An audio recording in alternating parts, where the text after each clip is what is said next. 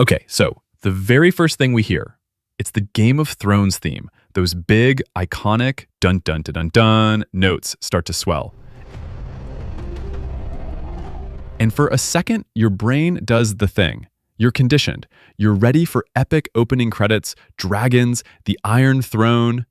And then, immediately, the camera cuts to this giant, shambling man, Ser Duncan the Tall, squatting in a field, taking a dump in the pouring rain. And you just have to laugh. It's the show's first and biggest statement. We are not that. This is something else entirely. It's a deliberate, almost cheeky subversion of everything the franchise has trained us to expect. It strips away the grandeur right from the jump. We meet Dunk as he's burying his mentor, Sir Arlen of Pennytree, who died of a simple cold on some muddy back road. There's no glory here, just a big, awkward kid. And Peter Claffey plays this so well, all clumsy grace, struggling to find words for a man who taught him everything he knows, which isn't much. He inherits Arlen's sword, his 3 horses, and this incredibly fragile idea of knighthood. This is our hero, not a secret prince, not a master swordsman, a guy who's broke, smells bad, and whose entire dream is just to be allowed to compete in a local tournament. That's the whole engine of the episode. Dunk needs a recognized knight to vouch for him so he can enter the lists at the Ashford tourney.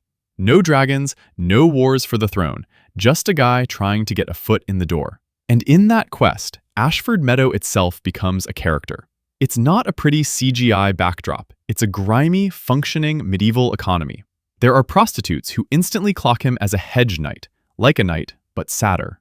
There's a tournament official barking rulings while hacking into a spittoon and swatting his kids away.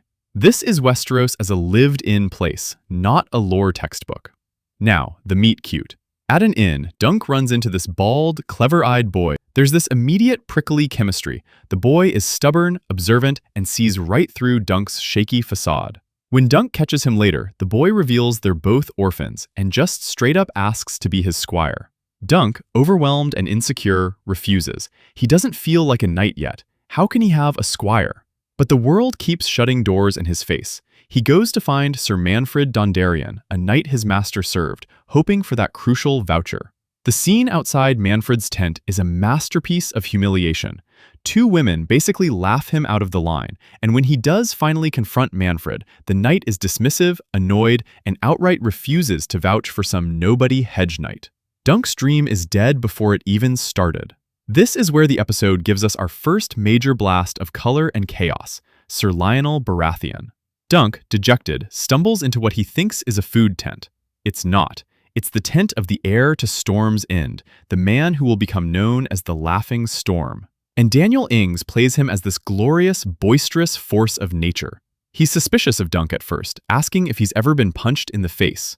But when Dunk, honest to a fault, says he's just there for supper, Lionel's whole demeanor flips. He erupts into laughter, invites Dunk to eat, drink, and even to dance. This scene is vital. For one, it's our first deep-cut lineage Easter egg. Lionel Baratheon is the ancestor of Robert, Stannis, and Renly.